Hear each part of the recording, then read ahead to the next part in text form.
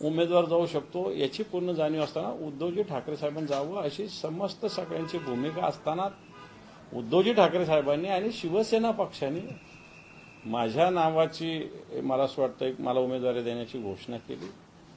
वाटतं मी सौभाग्यशाली आहे. मी शिवसेना प्रमुखाच्या विचाराने संघटनेचं काम करतो आणि वाटतं अडीअडचणी रस्त्यावर काटे दगड येत असतात, त्याच्यावर मात करून पुढे जाणं हे मला असं वाटतं कार्यकर्त्यांचं काम असतं, शिवसैनिकाचं काम असतं आणि ते काम करण्याचा मी पूर्णपणे प्रयत्न करेन. आता हर्षवर्धन सपकाळ म्हणाले की आम्ही आमचा उमेदवार देणार आहोत. जर उद्धव ठाकरे उमेदवार असताना आम्ही विचार केला असता तर आता आम्ही उमेदवार देणार. मला असं वाटतं मी महाविकास आघाडीचा उमेदवार आहे एवढं मला माहिती आहे.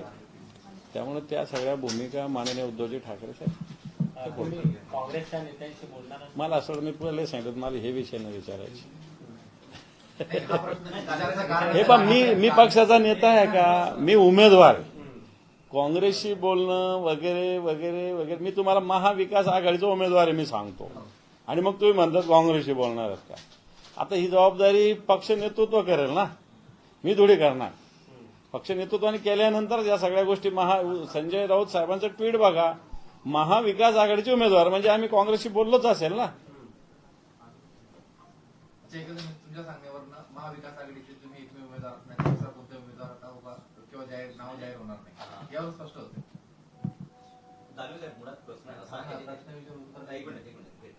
मुळात प्रश्न हा याकरिता विचारण्यात येतो कारण की असं म्हटलं जात होतं की म्हणजे माहिती की जर उद्धव ठाकरे उमेदवार असतील तर निवडणूक बिनविरोध होऊ शकतं, पण अंबादास दानवेंचं नाव पुढे आल्यामुळे हा प्रश्न निर्माण होतो.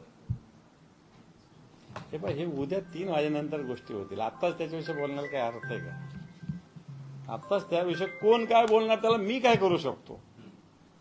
समजा शिंदेंना काय बोलायचं त्याला माझी जबाबदारी ती त्यांना विचारा. माझ्या पक्षाने मला उमेदवार दिली एवढं मला माहिती आहे, तेवढंच मला मी सांगतो. बाकी शिंदे किती 3 उभे करणार का 4 उभे करणार आणि आणखी कोण काय उभं करणार हे त्यांना विचारतो. मला कशाला विचारतो तुम्ही तो गोष्ट? नाही, पण ज्या प्रकारे एकत्रित नावं पुढे आली आणि अंबादास दानवेंच्या नावावरती खुली पडली, काय चमत्कार झालाय अंबादास दानवे साहेब? थोडं सविस्तर सांगा. हात जोडले.